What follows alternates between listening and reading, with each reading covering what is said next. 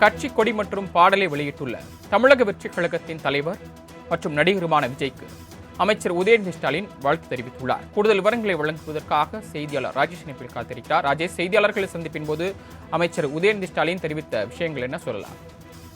சென்னை பனையூரில் இருக்கக்கூடிய தமிழக வெற்றி கழகத்தினுடைய தலைமை அலுவலகத்தில் அக்கட்சியினுடைய கொடியை மற்றும் அந்த கொடியினை ஏற்றி வைத்து கொடி பாடலை நடிகர் விஜய் வெளியிட்டார்.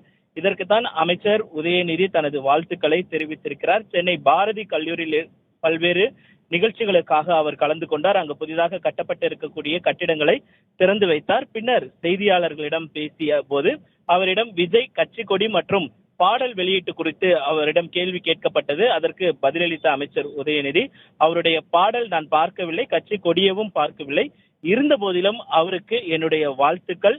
இனிமேல் தான் கட்சி கொடியும் அந்த பாடலையும் பார்க்க வேண்டும், பார்த்துவிட்டு பின்பு என்ன செய்தி என்பதை நான் சொல்கிறேன் என்று அவர் தெரிவித்திருந்தார். மேலும் உயர்கல்வித்துறையில் தமிழக அரசு சார்பாக செய்யப்பட்டிருக்கக்கூடிய மாற்றங்கள், என்னென்ன திட்டங்கள் செயல்படுத்தப்பட்டிருக்கிறது என்பதையெல்லாம் அவர் விரிவாக செய்தியாளர் சந்திப்பில் தெரிவித்தார்.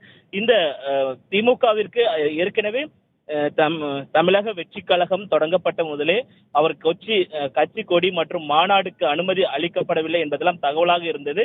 அதற்கு அதிமுக மிகப்பெரிய ஒரு குற்றச்சாட்டை வைத்திருந்தார்கள். அதாவது விஜய் கட்சி தொடங்குவது என்பது, களத்திற்கு வருவது என்பது திமுகவிற்கு பயத்தை ஏற்படுத்தியுள்ளது என்றெல்லாம் அதிமுக சார்பில் முன்னாள் அமைச்சர்கள் ஜெயக்குமார் உள்ளிட்டவர்கள் எல்லாம் தெரிவித்து வந்த நிலையில் விஜயனுடைய அந்த கட்சி தொடக்கம் மற்றும் கொடியேற்றுதல் மற்றும் அந்த கொடி பாடலுக்கு அமைச்சர் உதயநிதி வாழ்த்து தெரிவித்திருப்பது என்பது முக்கியத்துவம் வாய்ந்ததாக பார்க்கப்படுகிறது. சரவணன், தாங்கள் வழங்கிய விரிவான தகவல்களுக்கு நன்றி ராஜேஷ்.